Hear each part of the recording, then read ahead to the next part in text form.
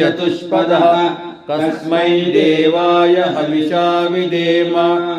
ॐ येन द्यौरुग्रा पृथिवी च दृढा येन सवितं येन नाकः यो अन्तरिक्षे रजसो विमानः कस्मै देवाय हविषा विधेम। ॐ प्रजापते न त्वदेत अन्यो विश्वा जातानि परिता बभूव यत्कामास्ते जुहुमस्तन्तु अस्तु वयं श्याम पतयोरयीणाम्। ॐ सनो बन्धुर्जनित सविधाता दामानि वेद भुवनानि विश्व यत्र देवा अमृतमानशान स्मृतिये दामन्न दैजयन्त। ॐ अग्नेनय सुपदाराय अस्मान् विश्वानि देव वयुनानि विद्वान् युयोधस्मद्